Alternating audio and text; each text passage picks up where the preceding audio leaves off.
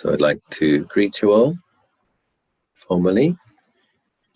Good morning to our friends in the United States, Canada, South America. Good afternoon to our friends in England and Europe. Our one friend in Dubai, Africa, Japan, Thailand, Malaysia, Singapore, and a couple of people in Australia. Good late evening. I believe we have a juicy question. Question 1. Can Ajahn tell us a little bit about your personal experiences of the fruits and results of an intense meditation practice over the course of your years as a monk? Thanks.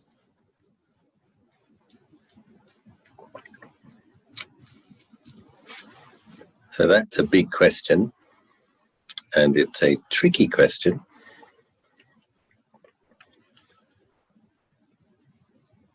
The monks' training rules, we have a lot of very specific rules where we have to be very careful when we describe our meditation.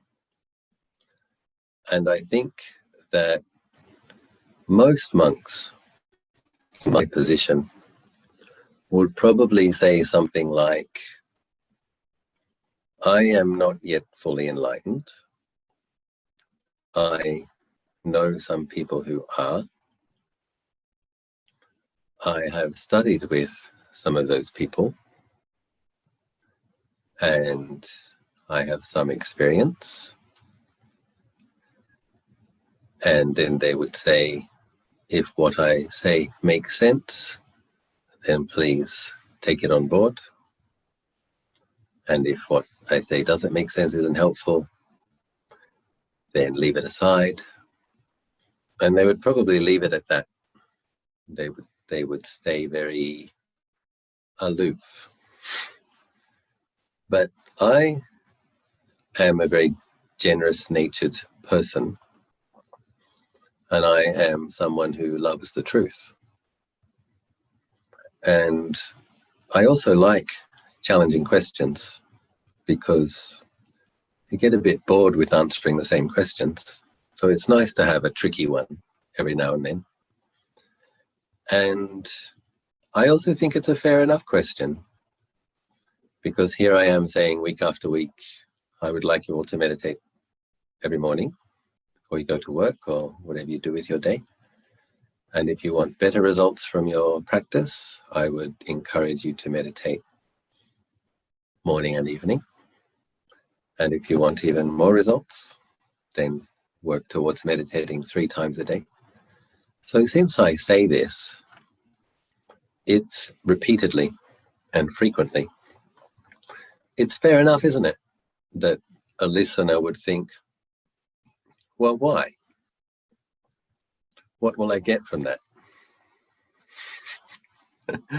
Having said that, right from the onset, I think it's very important to say, as a Buddhist practitioner, that probably the best question, or the best way to frame a question about the results of Buddhist practice would be, what have you managed to let go of? Because when we look at the Four Noble Truths, cause of suffering, we've got suffering, the fact of suffering, unsatisfactoriness, and we have the causes of suffering, craving and clinging because of delusion and ignorance. And cessation of suffering comes from letting go of attachment, clinging, craving through mindfully seeing. And then there's a path of cultivating that. So what has one managed to let go of? So I have to be upfront right from the beginning that I'm not an arahant. And I think most people understand that. Most people aren't expecting Ajahn Achulo to be an arahant. With regards,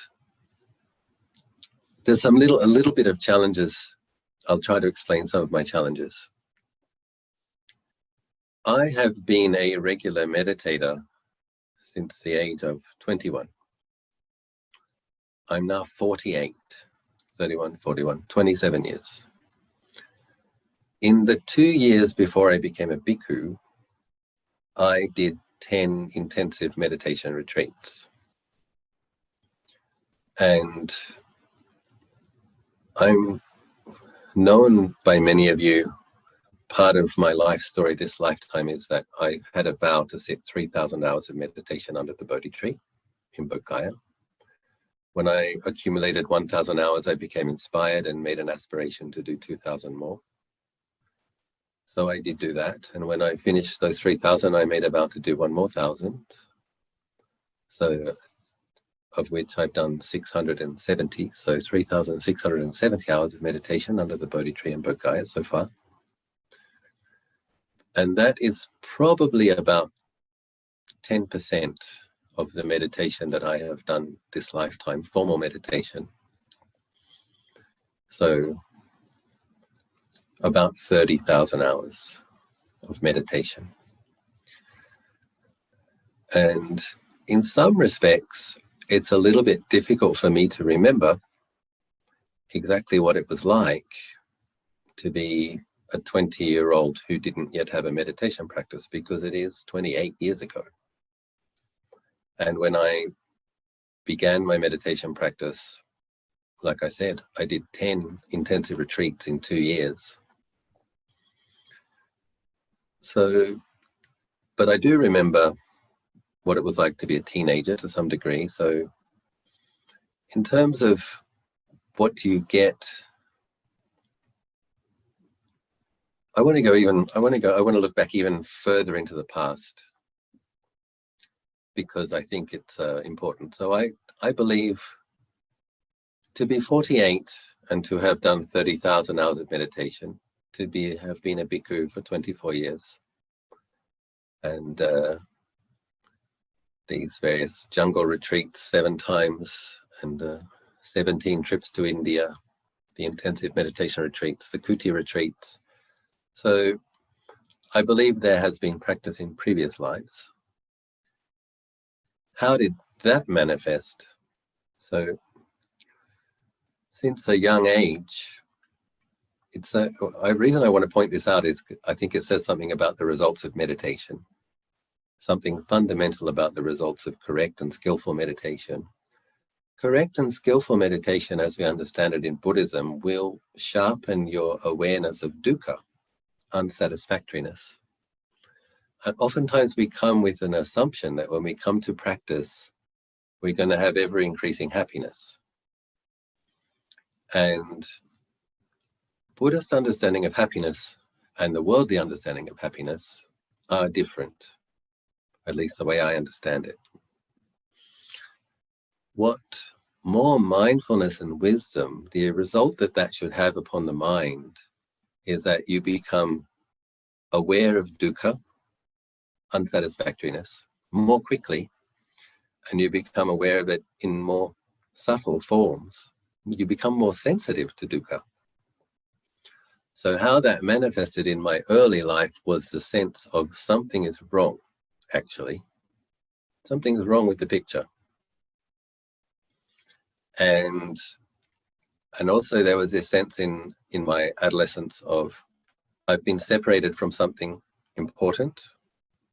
I don't know what it is. I don't know where it is, but I've lost something that I need to find. So that's what I think previous practice gave rise to.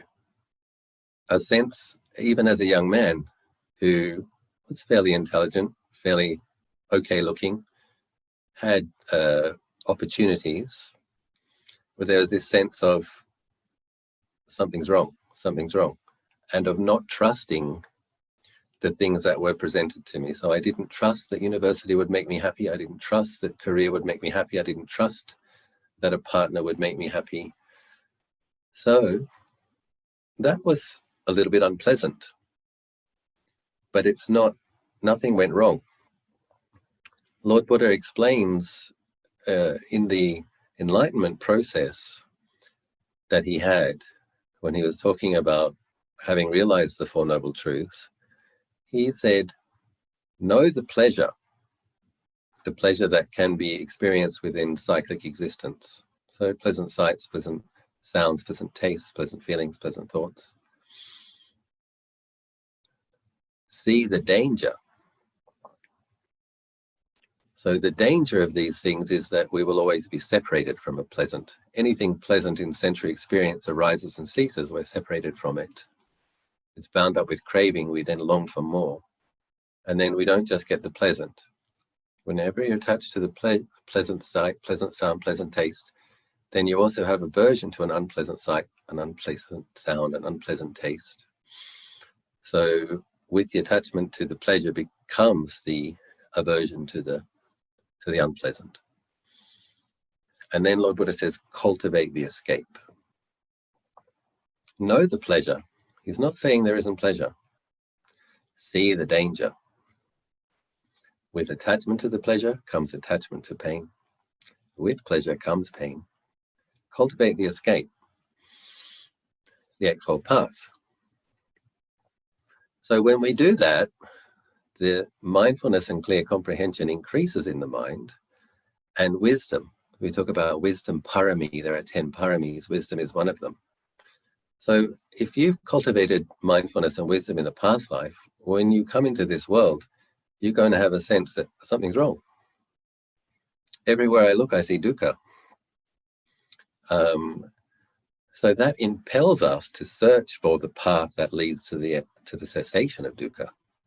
So I didn't have the vocabulary as a teenager, but I had the experience. Something's wrong. I need to find a way out, or I need to find a path, something I can give my life to. So that's how I think past practice manifested. And then that's when I did my first 10-day retreat. On day 8, I had a deeply peaceful experience after 8 days of struggle and pain. On the 8th day, there was some moments of deep, deep coolness, fullness, contentment. And I recognized for the first time in my life a feeling of deep, cool, content, peace. And there was a recognition as well. That's what I've been looking for. That's it. And that's something I can give my life to. And so then came the following 10 retreats in the following 2 years, and I found myself in Asia, and by the age of 23, I had become a monk. So what are the benefits of intensive meditation as a monk? What have I personally experienced? So I think basically, although there's a similar thought, activity, and emotions, so I still have things I like, things that I don't like, things which please me, things which don't please me. But the degree to which the mind grasps at them, and especially thoughts, like the degree to which I believe my thoughts, I don't believe them as much as I used to, anywhere near as much as I used to. And opinions, see, most people are very identified with their thoughts and their opinions and their worldview. And one of the benefits of 25 years of intensive practice is oftentimes I have an opinion, but I know it's an opinion. And my opinion will be based in what I've studied or what I've heard or what I've experienced and people I've studied with, various things. But there is this awareness of that it is an opinion.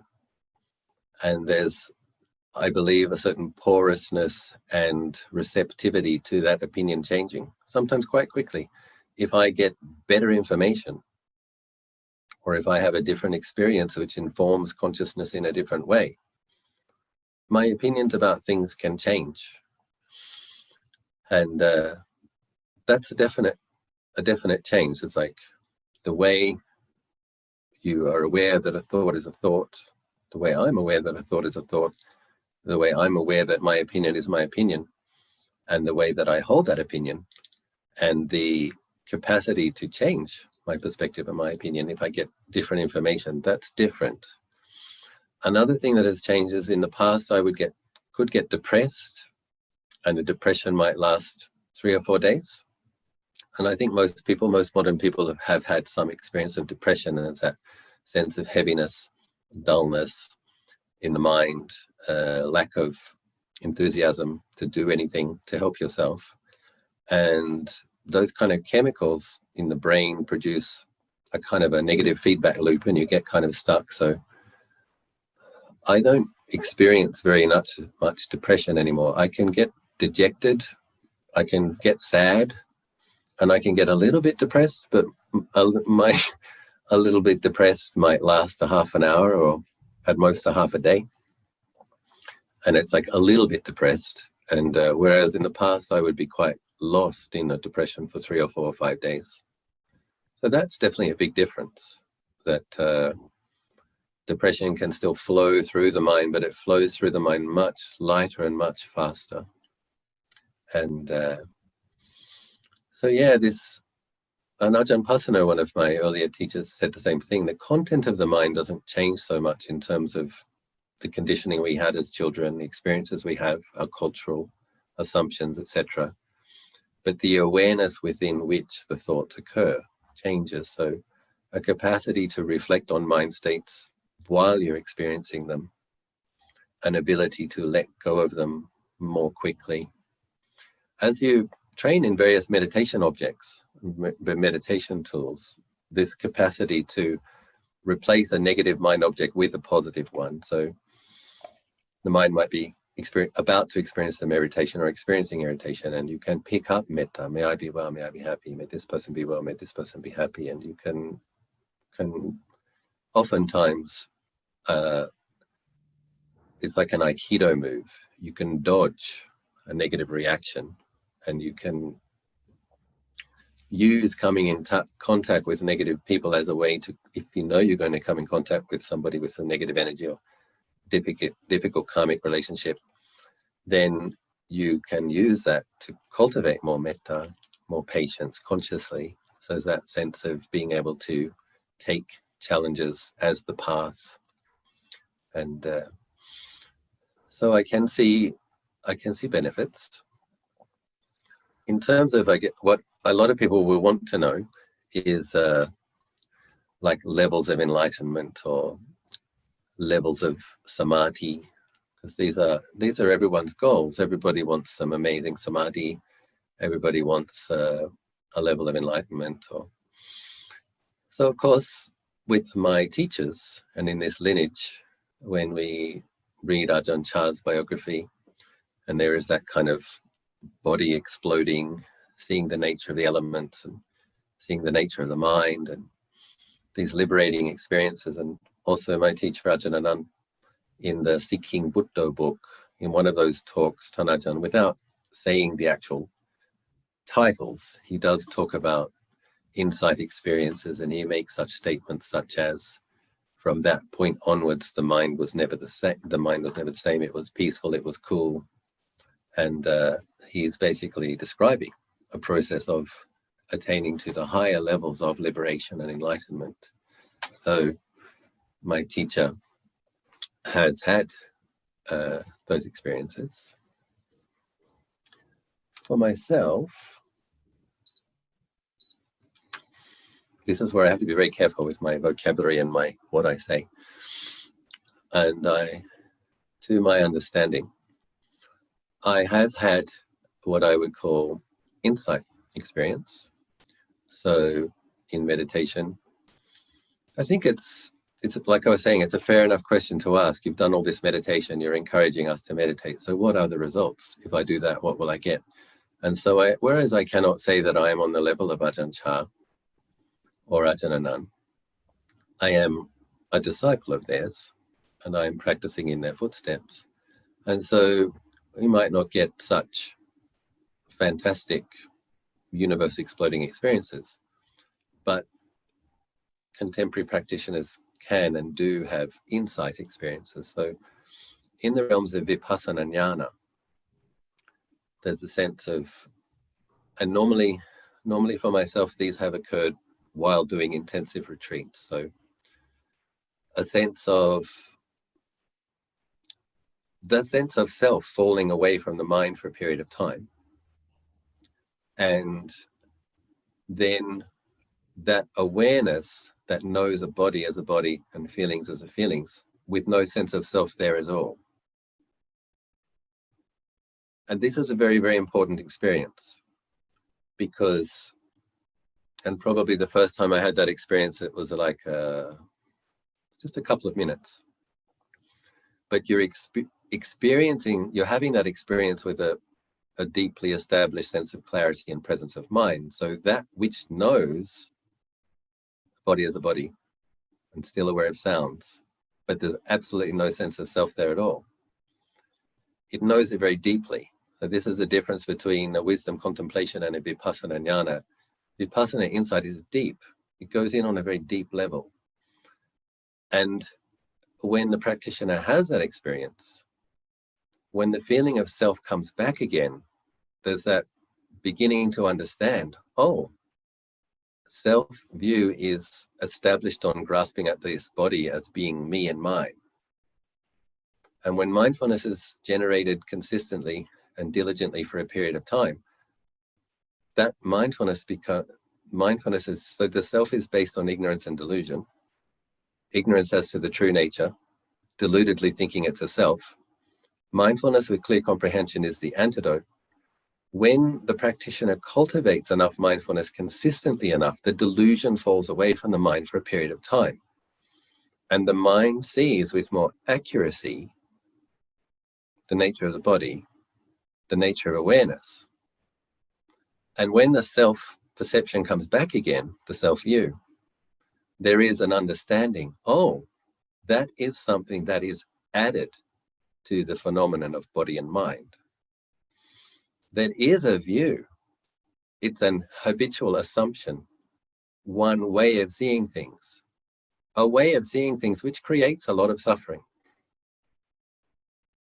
And so having these experiences are very, very important, because the practitioner can experience a body and mind without the contraction of a self-view and without the suffering that that brings.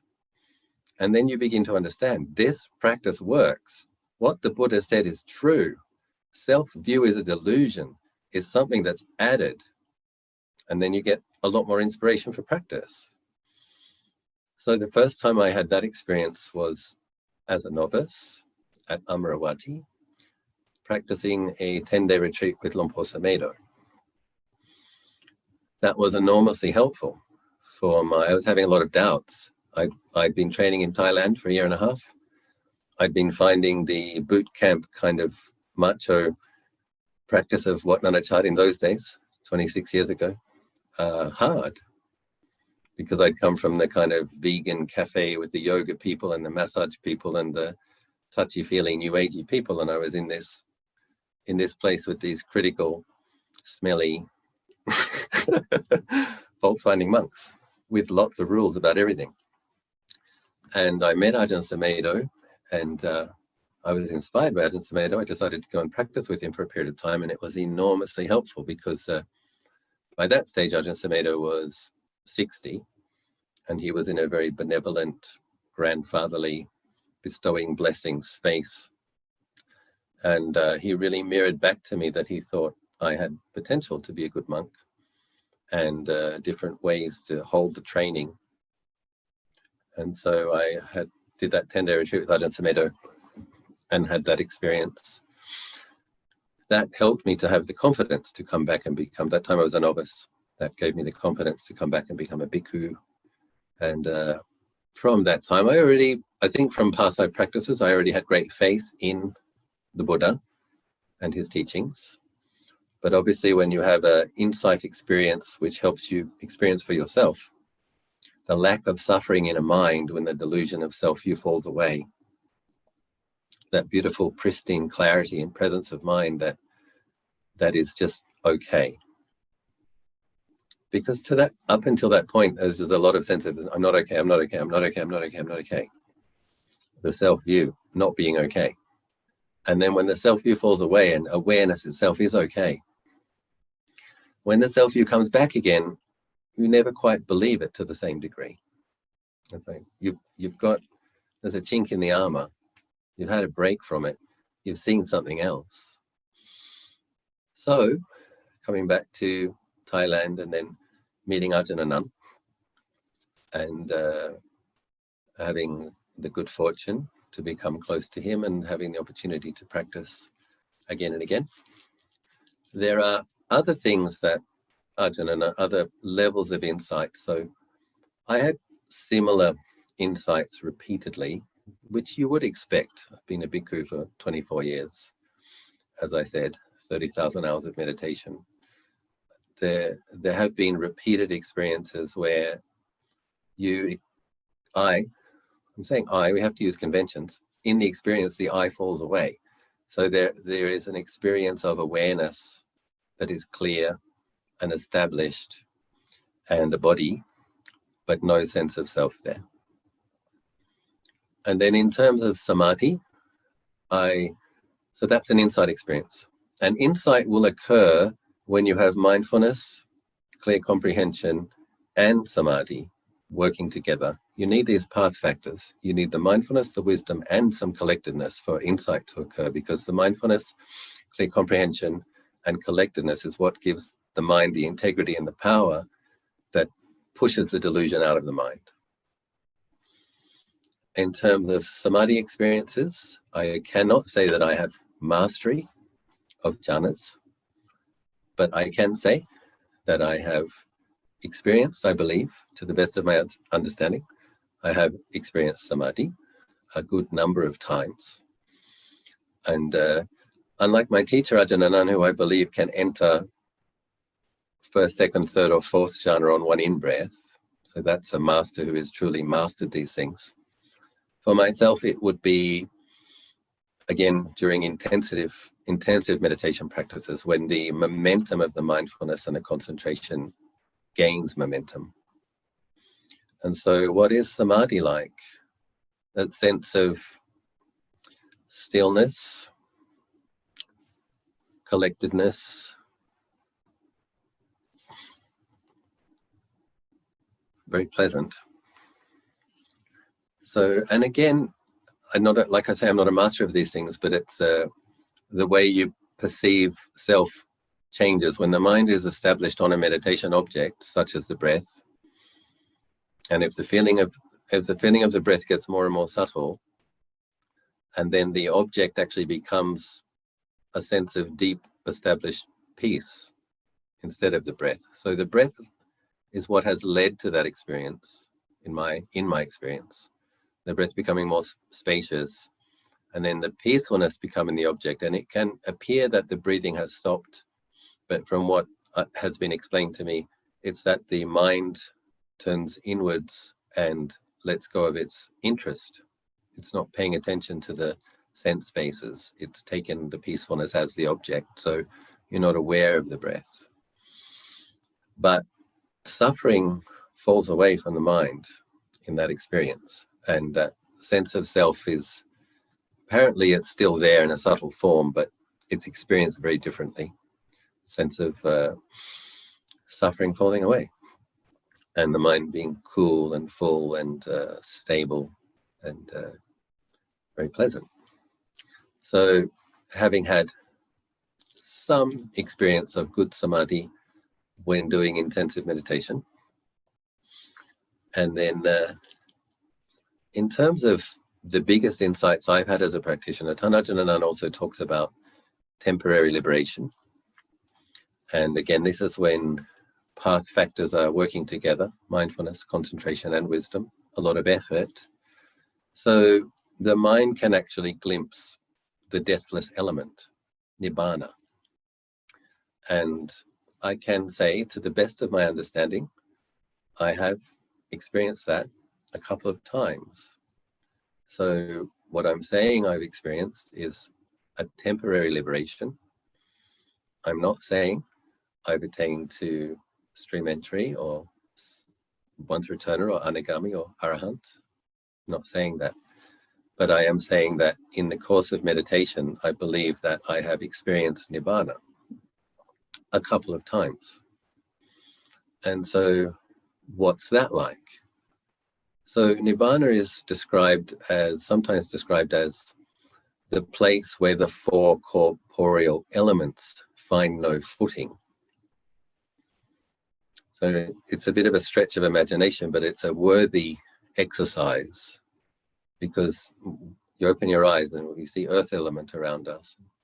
You're breathing, that's wind element. Your body has a temperature, that's fire element.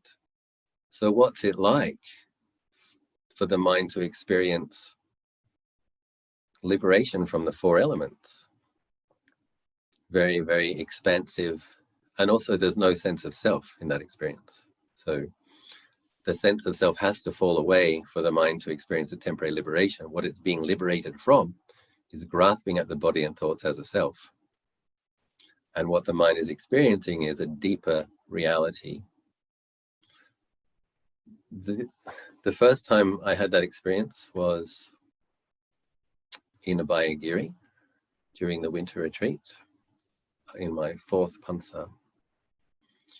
And for that first month of the winter retreat, we'd been having morning chanting, evening chanting, morning sitting together, afternoon sitting together, sutta readings in the afternoon. So a very intensive and quite strict silence. So a lot of practice, a lot of wise Dhamma reflection, a good momentum.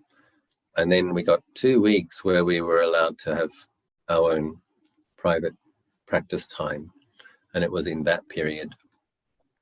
So nice sense. Often practitioners have this experience of, after putting a lot of effort into practice, beautiful, once the momentum of the mindfulness and the concentration is good, and then you relax just a little bit, that's when these nice insights can occur.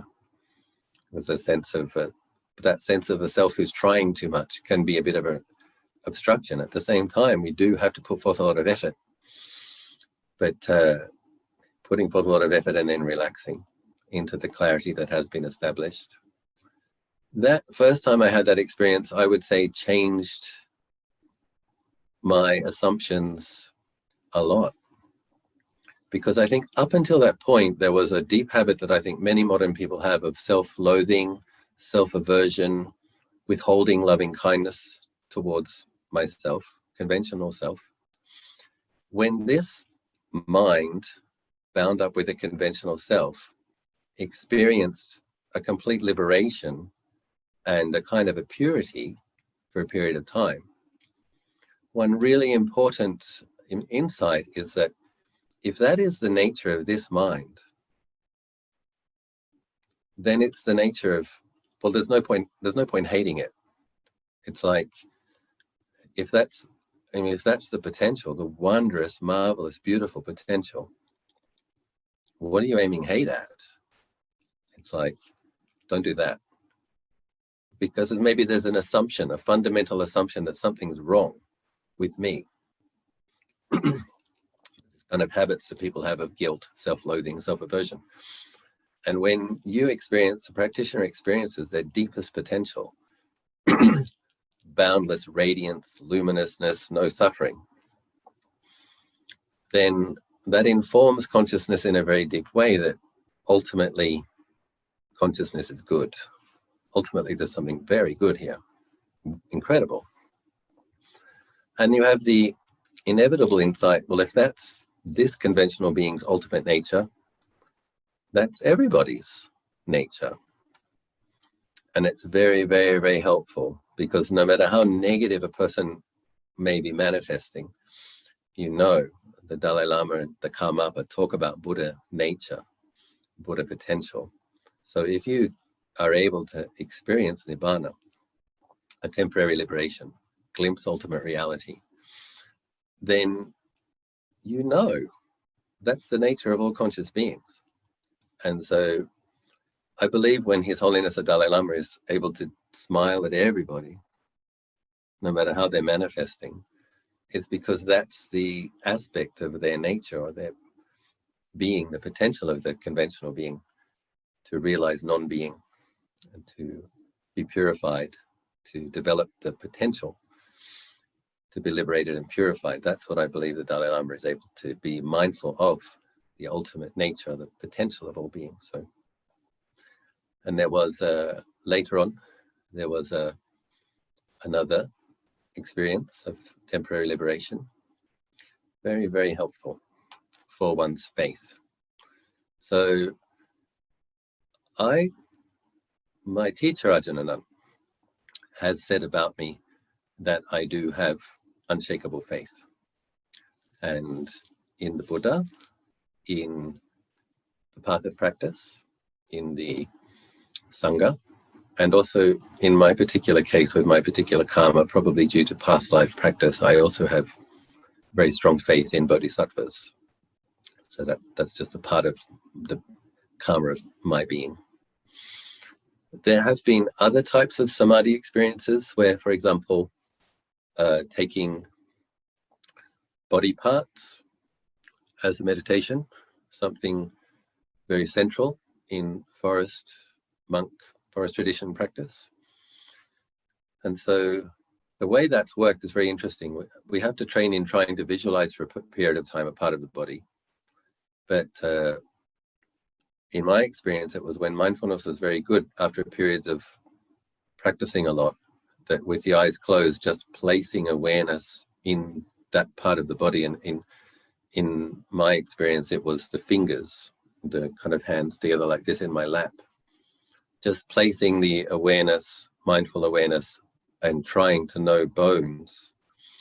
And the mind actually sees the bones, not as a visualization and not as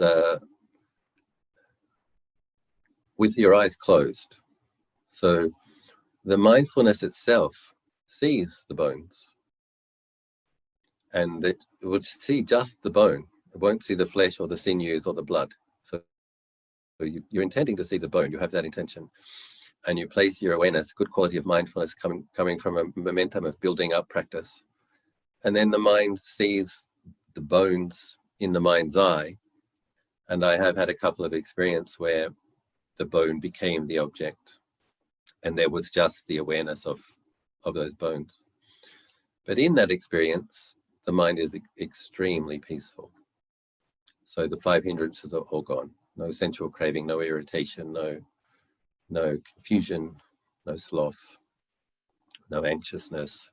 The mind takes one of those parts and that element as its object for a period of time. Very, very, very peaceful.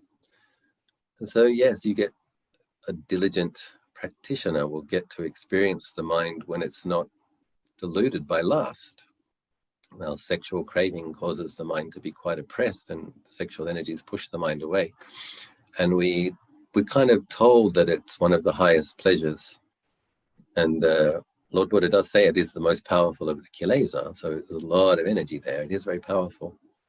But when you can have an experience in your meditation of simply seeing a part of the body clearly and having a deep experience of peace, which is very fulfilling, and when you have that in comparison, you know that a mind with good mindfulness and some stability, seeing the true nature of the body, experiences much, much more pleasure, a much more refined and deeper pleasure than that can come from a sensual or sexual pleasure. So I feel very grateful that I have had some insight experiences and some nature of the body experiences and a couple of temporary liberations. At the same time, I'm not at the higher levels, so I'm still pushed around to some degree by my mind states and moods, and oppressed to some degree by my karma. But I do have very, very deep and great faith in Buddha, Dharma, and Sangha, and deeply committed to this path of practice.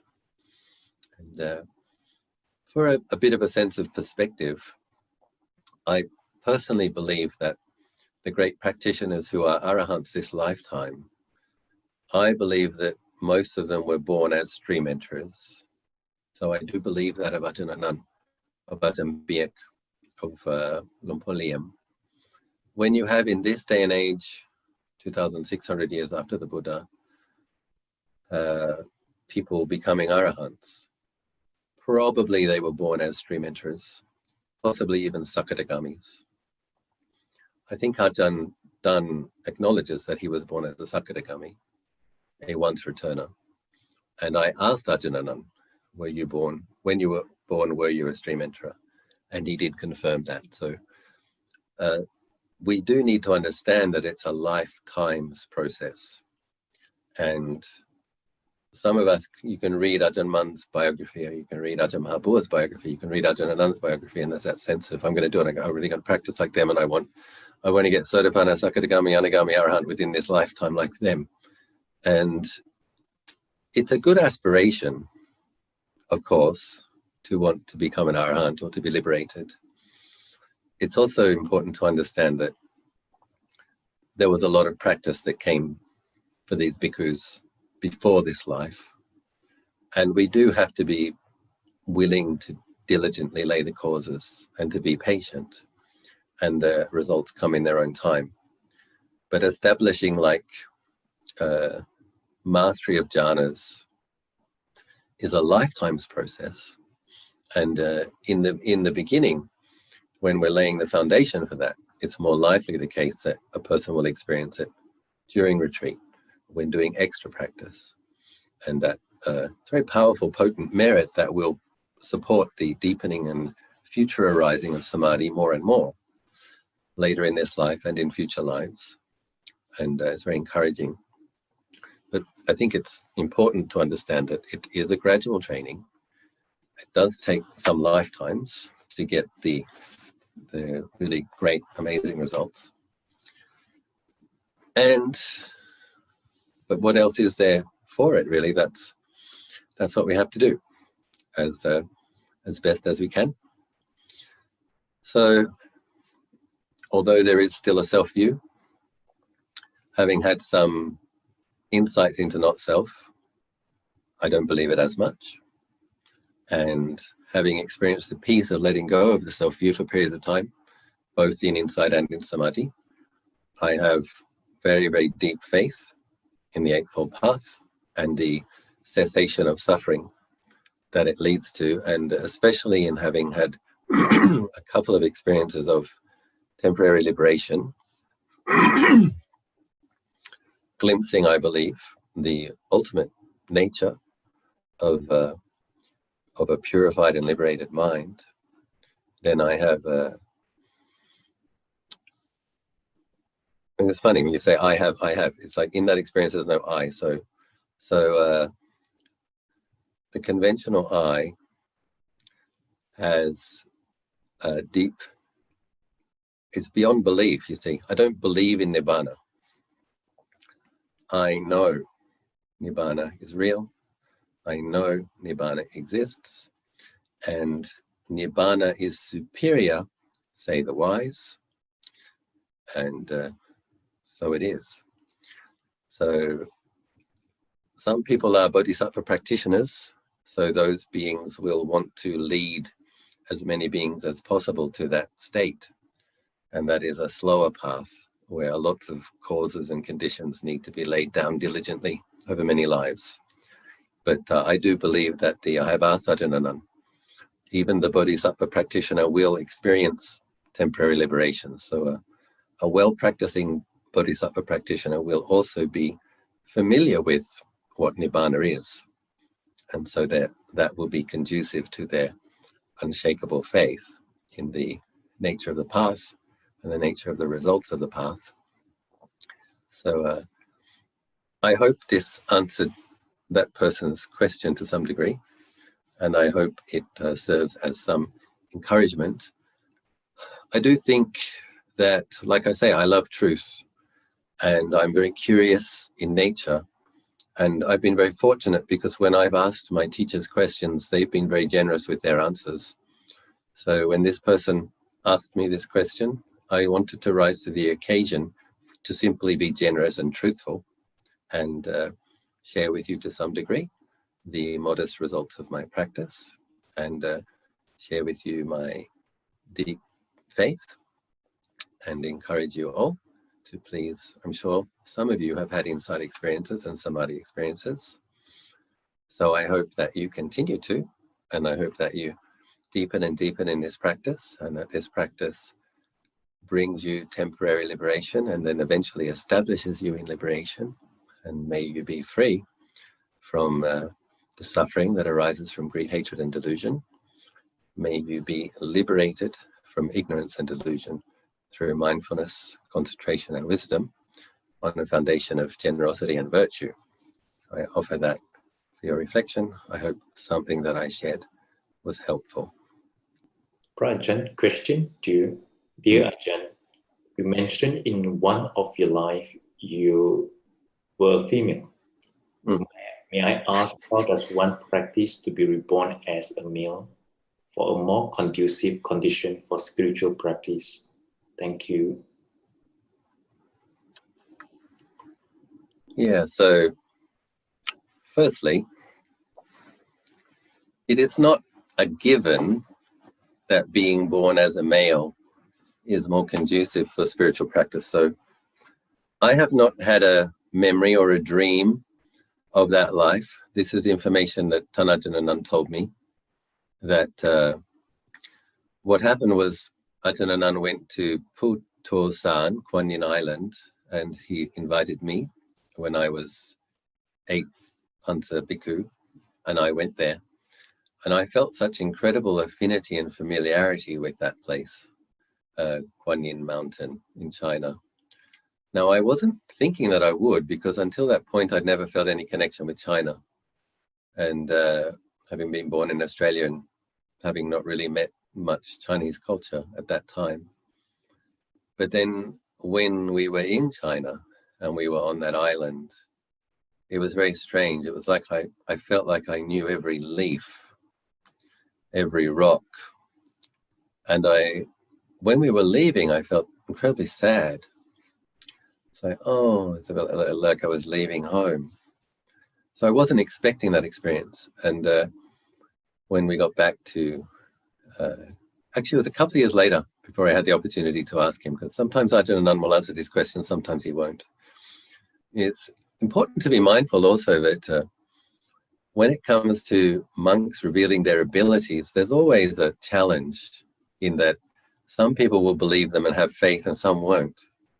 So I personally believe that Ajahn Anand is an arahant, and I personally believe that he has the ability to look at his and others' past lives. That's my belief. And, I've listened to his teachings where he describes what his inside experience was, what fell away from the mind, how his mind changed. I lived with him long enough to see that he's a very beautiful, pure-hearted, and powerful spiritual practitioner with a very beautiful quality of metta. So I trust his abilities. And he can be reluctant in answering, because for those who have faith and he answers, they benefit. But for those who don't have faith, and I don't believe that such and such a monk has these abilities, that's actually quite bad karma for that person. And it's kind of stupid, like, how can you know if a person has psychic abilities or not? I mean, the most you can say is, I don't know that he does. But I think one should be very careful with making statements that he definitely doesn't. I mean, basically, you don't know. We have to be honest enough to admit that we don't know. We don't yet have the ability to fully embrace another being's mind and see what their potential is or what their abilities are. I'm just telling you that having lived with Ajahn Anand a period of years and having been quite close to him, I have faith in his abilities. But anyway, why am I talking about this? He will answer these kind of questions sometimes, and other times he won't, because I think there's another reason as well. Like, if he answers my questions about past lives, then everyone's going to come and ask him questions about their past lives. And I don't think these teachers want to be like tarot card readers or gypsies reading the tea leaves, telling everybody about their past lives. They want to tell them what they need to do in this life to get liberated. But yes, he did say a couple of years later, I asked him, why did I feel such a connection with Kuan Yin Island? Did I live there? And he's like, yes, you did. And I said, was I a monk? And he looked at me and he started to giggle. He says, no, you were a nun. So anyway, Thanajan thought that was funny. And I have had in dreams a memory of a monk in Afghanistan. And in that dream, there was an incredible sense of familiarity, like, I know him, I know him, I know him. Who is it? And I woke up, it was like, oh, it was me. And in that dream, there was this awareness of 1500 years ago in Afghanistan. Now, what was very interesting is at the time, I didn't even know that Afghanistan had ever been a Buddhist country. So I did some study afterwards and realized that, yes, Gandhara kingdom was a center of Buddhism for 500 or 600 years. So again, I asked Ajahn, and he said, yes, yeah, you were a monk in Afghanistan during the Gandhara period. So it was Ajahn who told me that I had been a nun. And he said that I was a very good chanter. I was the head chanter, and he did the kind of bok, bok, bok, bok, bok, bok, wooden fish kind of sign language. So there, apparently, Ajahn Achso, conventional being in a conventional past life, was a nun, and I would assume practicing. So the thing about being born a man or a woman, it really depends on which age, which place. So I think in Taiwan in this day and age, for example, there are more nuns than monks. And I would never make the clear, for myself, I would never make the aspiration, may I always only be born as a man and may I become a monk. I make the aspiration, may I be born where I meet the teachings and have the opportunity to practice. So, and then just trust. You produce the merit, make the aspiration, have the strong intention. Another person who comes to mind is Mechi Gao. And it's true that she had a difficult marriage. And but it's also true that Lumpur Man came on arms round to her village, and she was able to offer food to Lumpur Man. Lumpur Man personally taught her, seeing her abilities, and later on Ajahn Mahabua taught her. And so if you have the merit, it's the teacher will find you.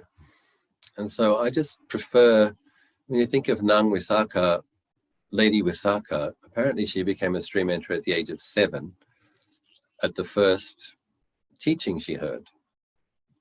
So it really depends on, but obviously there were hundreds and hundreds of lives before that preparing to become the foremost female patron of the Buddha.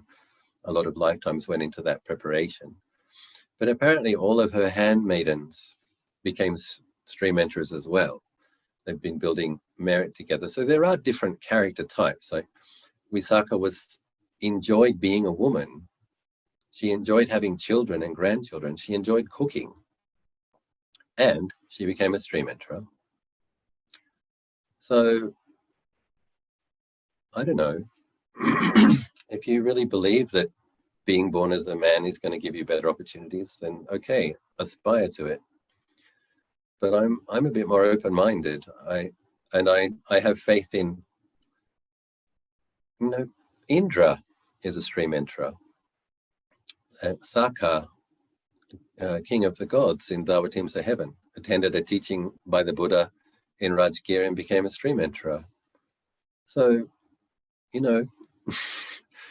that for myself, that sense of may I be born in a situation where I will hear Dhamma and where I will have opportunities to practice. But you don't have to be too rigid about the idea that would be in the form of a monk. And there are other kind of potential dangers. So suppose you're really attached to the idea of definitely becoming a monk. What if you're born in a position where the monks aren't good? We have Buddhism reaching its kind of peak in various cultures and then having a period of degeneration. So say in general in Thailand today, the general qualities of the monk is degenerating.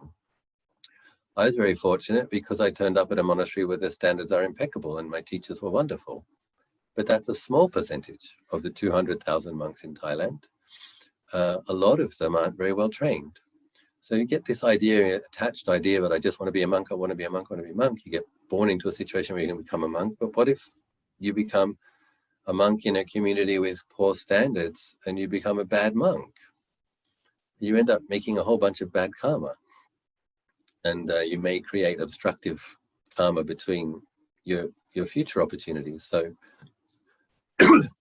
I just prefer the kind of aspiration of May I be born into a situation where I will meet the Dhamma. May I, may I meet with genuine realized practitioners, and may I have the opportunity to practice, and may I practice, setting those kind of aspirations, and then not worrying so much about the exact details, that you have to be a man or a woman, or you have to be a monk or a nun. That's just my feeling. But it is, the Lord, I'm pretty sure there is a sutta where Lord Buddha does explain that if you want to be born as a man, he does explain how to do it. So, you know, you'd make a certain type of merit, and you make the aspiration, due to this merit, may I be born as a man and have the opportunity to become a monk. You can do it. So, but that's how we do it. We make a particular type of merit, and then you dedicate that merit to, may this merit ripen as such and such a condition. Some people want to be reborn in Tushita heaven. Some people want to be reborn as humans, whatever the aspiration is. So I'd like a break from the human realm next life. I'm hoping for a Tushita heaven birth. And I don't mind if I'm a man or a woman. Just let me into Tushita for one life. So, wishing you all well.